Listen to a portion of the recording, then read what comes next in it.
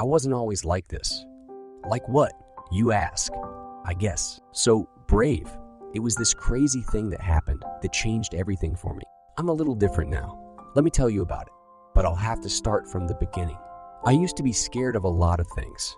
If there was a scary movie on TV, I'd cover my eyes and ask Mom to change the channel. If it was Halloween, I used to pretend that I'd hurt my leg so I wouldn't have to walk around the neighborhood and dress up with all the other kids. The sight of seeing all those crazy dress-up outfits as the sun went down and the sky grew dark, it gave me the heebie-jeebies. It's not that I thought they were real monsters. It's more that sometimes my mind played tricks on me, and I thought, what if there were monsters out that night, and I just thought they were some dressed-up kids? What would happen then? Sometimes it felt like I just couldn't stop thinking. I was scared of putting the bins out at night and bad diseases. And sometimes in bed, I was even scared of the shadow my cupboard made against the wall. I knew there was probably nothing there or nothing in real life that should make me feel like that. But my heart would beat fast and I would imagine things. I just couldn't help it. Mom and Dad knew all about it, but they were pretty good to me. They thought they could make me feel better by saying, "Don't worry, Elroy, your imagination is worse than real life ever is." I knew it was, but it didn't help. Anyway, Mom and Dad knew how I felt and didn't push me into doing anything I didn't want to do. But one day, that all changed. It changed when my school sent me home with a note that our class was going away on a school camping trip. I wasn't ecstatic about it. I guess because I was going to be sleeping outside in the dark in tents. Plus, it was in the bush. Here's something I haven't told you yet. I live in Australia. Have you ever been to Australia? It has a reputation for being kind of one of the scariest places in the world. There are all sorts of things in the bush in Australia. All sorts of things that can kill you. Spiders for one thing, snakes for another. I even heard of kangaroos and possums breaking into people's beds in the evening looking for food. That was one thing I didn't want to imagine. Waking up to see a big, whiskery face staring at me in the middle of the night with no one to hear me scream. Or worse still, everyone in my school class. No thanks. So I said to my mom and dad that I didn't want to go camping. I'd rather stay at home and clean my room. It was telling them I'd clean my room that did it. I think I went too far than was healthy for any kid. Dad looked concerned and put the note down, then sat on the edge of my bed. Sometimes the scariest things aren't so bad once you're doing them, said Dad. Your imagination can conjure up all sorts of things that are far worse than the reality. No, I said. I'm all right, thanks. But Mom and Dad didn't take my response as I'd hoped. They exchanged glances with each other, and then Dad looked back at my face, examining it as though he could see something else in it than what I'd said. I felt my face go red, and then I looked away. After a big pause, he finally said, "I think it's better if you go." "But Dad," I said. I was shocked. They'd never forced me to do anything I didn't want to before. "It will be good for you," Mom said from the doorway. "We don't want you to live your life being scared of things. You'll be supervised. Camping is fun. You'll make lots of friends." "I'm not scared of anything," I replied, but I could hear my voice trembling. I was just so shocked that they would force me. "I just think it would be boring," I added. But as Mom and Dad looked at me, their eyes grew soft, and even before Dad had reached out to bring me into a hug, I just knew that nothing I could say then would make them change their mind. Great, I thought as he pulled me into his armpit. I'd made them sorry for me. There was no getting out of it now. On the day of the camping trip, it was kind of gray and heavy. I could feel my backpack cutting into my shoulder blades. I kissed my little twin brothers on the tops of their head before I left. For some stupid reason, I felt like I might never see them again. Mom would have said I was being dramatic, but I couldn't help it. The wet look of the rooftops that morning, the sharp smell of asphalt on the road, the call of a passing crow. It all felt ominous. But my brothers didn't notice a thing. They're only 3 years old, too young to be scared. They grinned and waved at me. Then one of them picked up the cat by its neck and made it wave to me too. Poor Goldie, she yowled, but she was used to their rough kind of love. And I thought, at least I'm not a cat stuck with my 2 little brothers. Maybe Mom and Dad were wrong. Maybe reality was worse than our imagination. I straightened my back and left them then, ready to take on my fate like an adult would do. But my bravado faded quickly once our bus had pulled away from the school. On the bus, I didn't feel very good, so I didn't talk much to my friend Jake, but only let him laugh and make jokes with the other kids on the bus. Alone with my worries, I pressed my head to the window and felt the vehicle rattle over every pothole in the road. I could still see the heavy clouds piling one on top of the other in the corners of the sky. The camping ground was on the edge of a national park. All that nature should have been relaxing, but everything here now looked dark and foreign. When we pulled into the camping ground, Jake turned around and offered me a raisin from the packet his parents had packed in his lunchbox. "No thanks," I said, trying to smile. "More for me," he shrugged and hit me on the arm, smiling. Jake was small and his dark eyes twinkled. He didn't understand being scared of things because he was always so happy. I gazed around me as we stepped off the bus and tried to see the area with normal eyes, like Jake would. When I looked at the camping ground like that, I could almost convince myself that it was all perfectly ordinary. I could see there was a big barbecue area where everyone could eat together. Next to it was some toilet cubicles. Investigating, I saw there were tall lockers lining the walls with some showers at the end. Coming back out again, all I could see was a line of trees rising gently over a smooth hill and a river we could swim in. Everything was very quiet. All the birds must have been sleeping or flown elsewhere. I set up my tent next to Jake's and started to put my sleeping things out. The day remained heavy. I felt kind of sweaty. It was as though the whole place was holding its breath for something. Even the kids in my class, usually boisterous, were murmuring and quiet as they set everything up. After we were finished, I smelled sausages and saw that the teachers had made up a lunch for us. We ate them with bread and ketchup, hot and delicious. It settled me a bit and I started to feel a bit better. Then the teachers told us that we could spend the afternoon swimming or going for a bushwalk. Most of the kids wanted to go swimming, so I went on the bushwalk instead. The murky brown water of the river hit all sorts of creatures I didn't want to think about. Besides, I secretly wanted to see what animals were living in this area so I could identify them when they made sounds in the night. Mr. Masters, the music teacher, was pretty happy to be on a bushwalk. He hummed as he pointed out the different kinds of eucalyptus trees, the genus of rocks. He wore sandals I'd never seen him in before, with socks pulled up to his knees and a broad, floppy hat.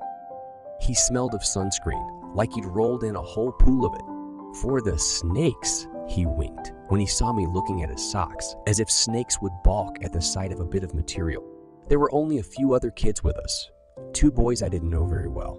They were pretty quiet. Jake was also there. He loved Mr. Masters. He asked so many questions, and Mr. Masters was so delighted to have such a curious student that he answered them all. "What kind of rock is that?" Jake kept saying. "Is this plant poisonous? What do you do if you get stung by a hornet?" Jake talked so much, and Mr. Masters responded so enthusiastically that I realized with a sinking feeling after only a few moments that between the two of them they'd scared all the animals away. Apart from the rocks and plants, we didn't see a thing. In fact, the clouds came over heavier, and there was a moment that I looked at the sky and wondered if we were going to get caught in a downpour. Mr. Masters must have thought so too. He'd been looking at his mobile phone to see which paths to take, but suddenly he looked up at the sky and stopped short. He made a few taps on his phone, then he frowned. Finally, he said, "My phone's not working." He tapped his screen. "No reception," he confirmed. He sniffed the air, then returned to his phone. "I know the way back, but I can't check if the rain is coming." He could have just looked at the sky, I thought. Rain was a certainty. The sky was pitch black now. The wind had completely died down. It was dead quiet. Suddenly, I heard a low moan from somewhere far away. All the hair stood up on the back of my neck. It was the weirdest sound. Even Jake looked surprised and for once said nothing. Mr. Masters stopped looking at his telephone then and looked instead up at the sky. All of us stopped and listened. All was quiet. Not even a cicada chirped. And then, just when we thought it was all over, it happened again. But there were more moans this time. It was like a call, then a chorus. "Must be the kids doing some activity back at the camping ground," said Mr. Masters. "They've all got a bellyache from lunch," Jake said. The other boys with us laughed. But I didn't laugh. The sausage from lunch sat heavy in my belly. I could taste it in the back of my teeth. "Well, let's go back anyway," he said briskly. "We've been gone for more than an hour. When I look back upon it now, I know that something in me wanted to say no. It was something different to the usual fears I felt. But, and I don't know if this has ever happened to you, I was a bit scared to say anything. At that moment, I said to myself, toughen up, Elroy. Now's your chance to show how brave you are, or how normal you are anyway. And so I obediently followed Mr. Masters, Jake, and the two other boys, lagging only a little behind. But as we drew closer to the camp, we began to hear all sorts of other sounds too. There were moans, but also cracking sounds like things being broken, and quite a few of the kids were screaming. "Aren't they having a great time?" Mr. Masters smiled at us. Then suddenly there was a great splashing sound, like 100 people running headlong into the river at once. Mr. Masters' brow, which until now had been quite wrinkled with confusion, became all smooth when that happened. He made an "ah" sound, as though he'd finally worked it all out. "They're doing water activities," he said triumphantly. They were the strangest water activities I'd ever heard, though. I felt my feet dragging behind me, but still I walked, ever slower, ever more reluctantly, back towards the camp. Jake, on the other hand, was worried about missing out on anything exciting. He began to walk ahead of us, more and more quickly. He strode off before even Mr. Masters. Then, when the clearing came into sight, he began running towards it, his spindly legs flying as he ran. I saw him turn the corner and disappear around it. Then, it seemed that he made a shouting sound, but I couldn't make out his words. I thought he sounded panicked. As scared as I was, I couldn't help myself. I felt my friend was in trouble. I began running too, in the direction of the Barbeak area. But I stopped and slowed just before I turned the corner. What I saw at our camping ground was enough to make the blood drain from my face. It was terrible. It was horrific. It was the kids of my class, blank-faced, drooling, assembled around the Barbeak area. At least they looked like the kids in my class. But their faces were blue and spit hung down from their cheeks slackly. Their arms were loose by their sides. When they saw me, it was as though they all saw me in unison. Then they made that horrible moaning sound our little group had heard from afar and began shuffling towards me. My heart stopped in my throat. They had turned into zombies. All of them were zombies. And as they advanced towards me, I realized that I was slap bang in the middle of my own personal school zombie apocalypse. I didn't have time to think. I couldn't see where Jake had gone, but there was a gang of zombie kids shuffling up against a big eucalyptus tree, and I guessed he must be at the top of it. Glancing around, I saw a tree not far away that had a branch I just might jump onto. I calculated my distance, then ran towards it. The zombies all changed direction and listed towards me. But I was faster. I reached the tree, lifted my two hands, grabbed the lowest branch, and swung myself onto it. Not feeling high enough, I managed to clamber another 2 branches before the boughs became too thin and I could go no higher. There I hovered, clutching the tree, my palms sweaty and the day still weirdly quiet. Here they came now, groaning and shuffling, about 15 of them. Their clothes were sopping wet from swimming in the river and dripped on the dry earth as they shuffled towards my tree. When they got to the tree, they reached up but couldn't get past the first branch. Seeing them up close, my heart was beating so hard that I thought I might faint and fall off the tree, landing on top of the lot of them. I noticed that their skin was falling off in patches and they were, supposed to get a good bite into my leg. I tried uselessly to get further up the tree, but the bark was too smooth. I could get no higher, but neither could they. They clambered around the base of the tree. Then one of them realized that they could stand on the cupped hands of the other to give each other a boost up. That was when I really started to get worried. I looked around in a panic for something that could help me. Nothing but a thin twig of a branch by my head. I snapped it off and brandished it like a meter ruler. The zombies didn't react to my weapon. I don't think they were all too bright. But when the first onto the shoulders of the second, I poked the zombie's chest with it and it sank into the soft, decaying flesh like modeling clay. He made a weird sound and fell off the other zombie's shoulders. Victory won for me. I kept my instrument firm in my hand and commenced poking the flesh of all the zombies that ventured too close to the lowest branch. All this time, I barely thought about Mr. Masters, but I suddenly heard a high scream. I saw him flat on his back by the toilet cubicle, pinned down by about 6 kids who all seemed to be chewing him. Oh no, poor Mr. Masters. At first I felt sorry, but my feelings turned to panic when, after a few minutes, the zombies all fell back, and Mr. Masters shook himself and stood up again. It was his shuffling gait that made me realize the terrible, horrible truth. He was now a zombie himself.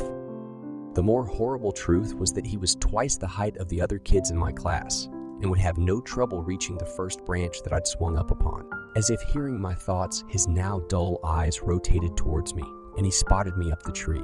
Slowly, he began shuffling towards me while my pulse thudded panicked in my ears. What would I do when he got here? What could just one boy do against an attack of zombies? His sandals dragged in the dust.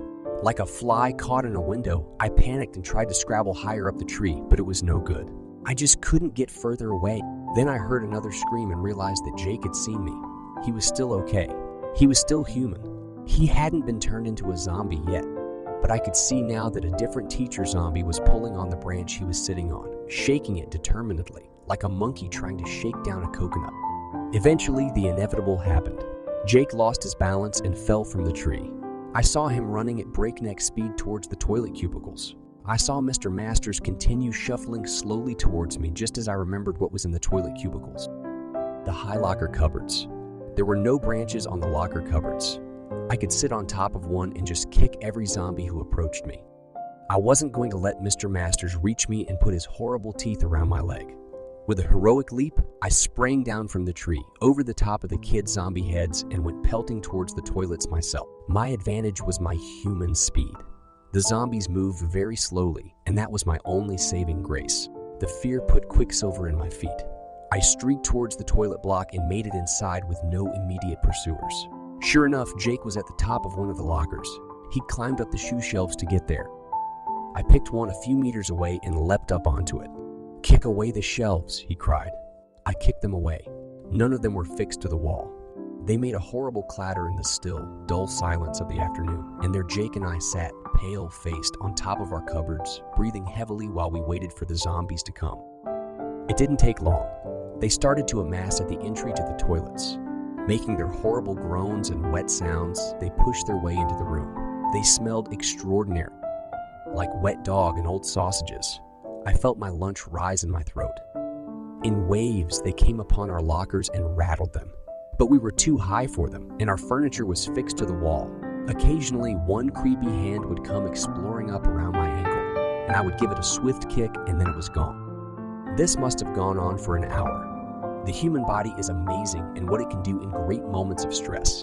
Wave after wave of zombies attacked Jake and I on the cupboards, and wave after wave.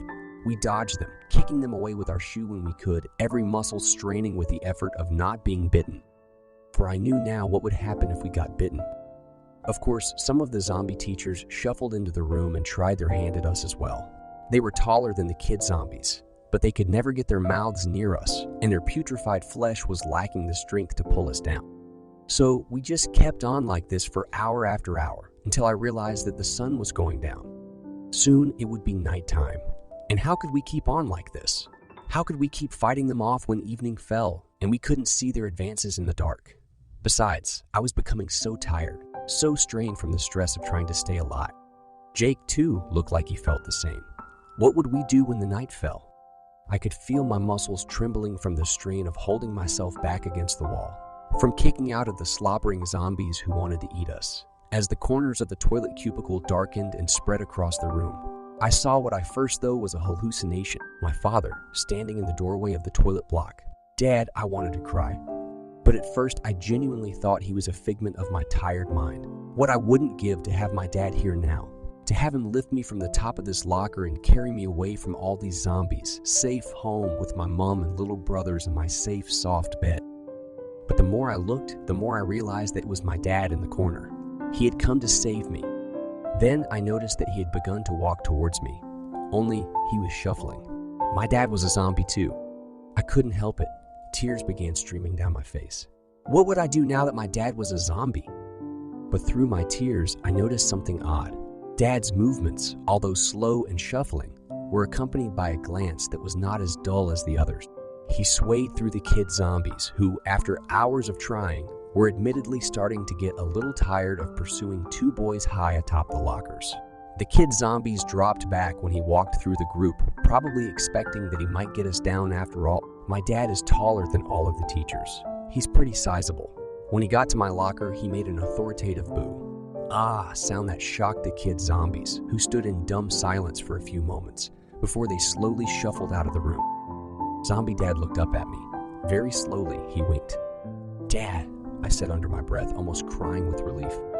"Sure," he said. "Just pretend to be a zombie.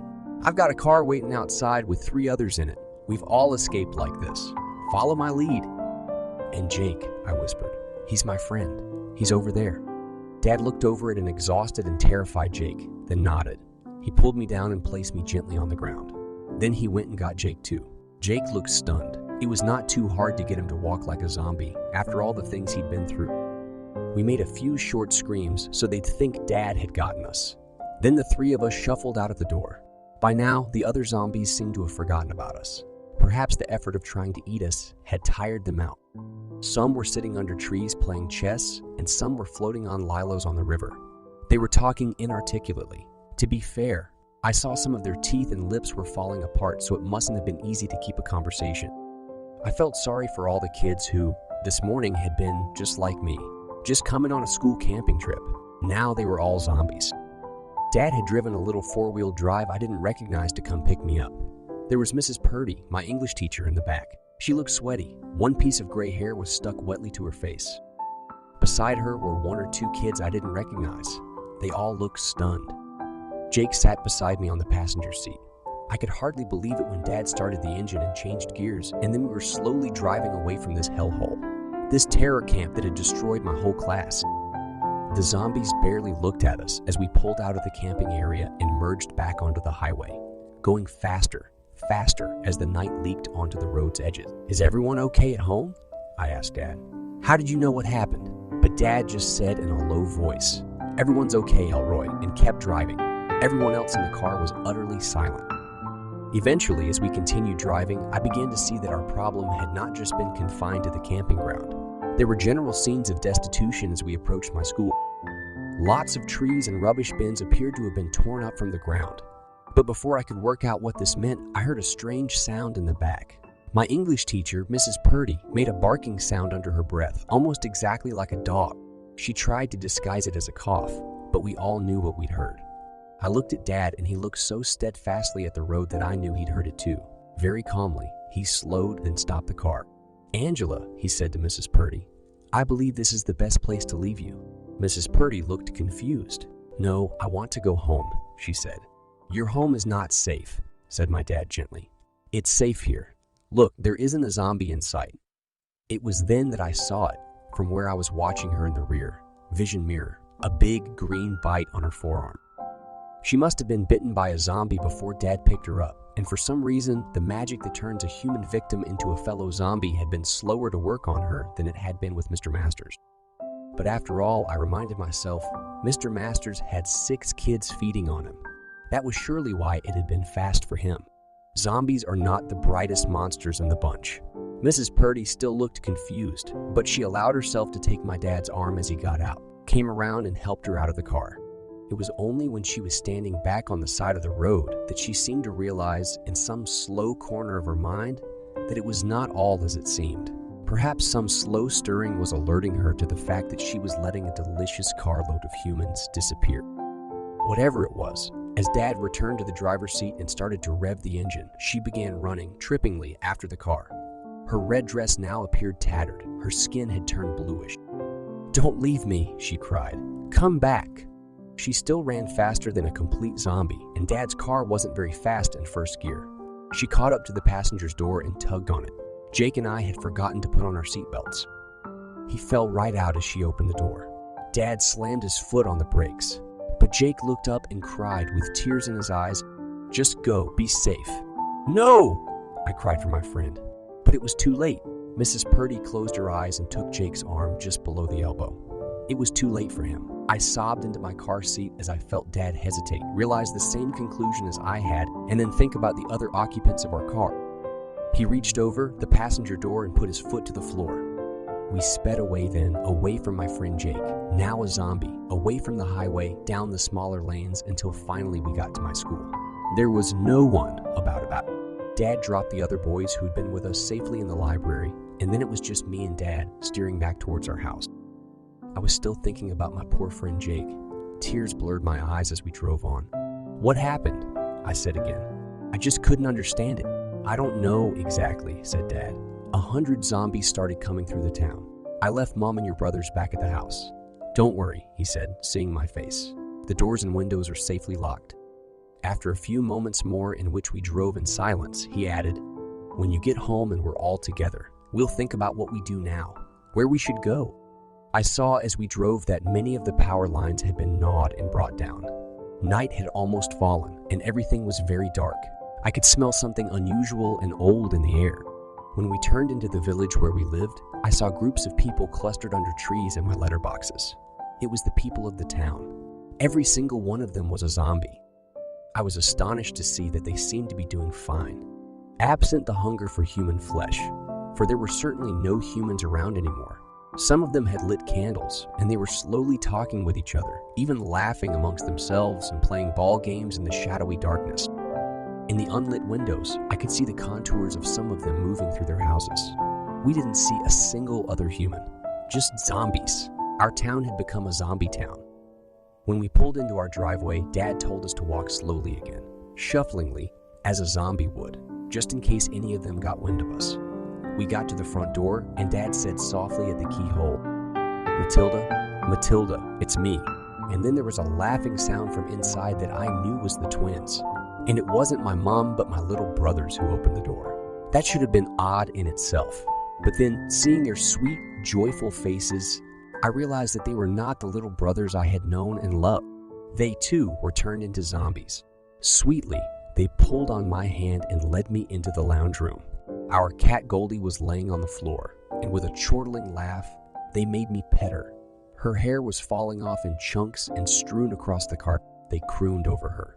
Their little arms and legs were bluish, and they moved more slowly than before.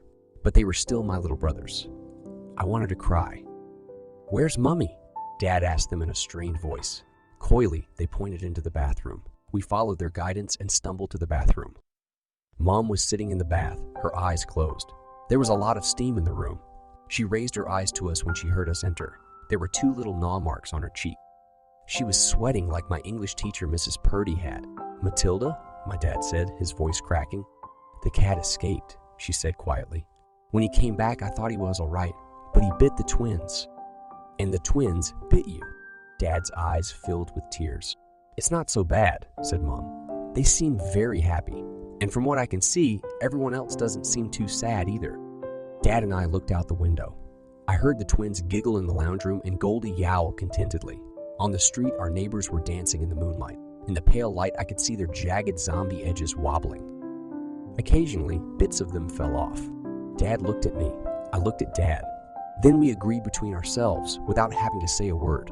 Each of us held out our arm to Mom, and peacefully she smiled, kissed our skin, then gently bit down on it.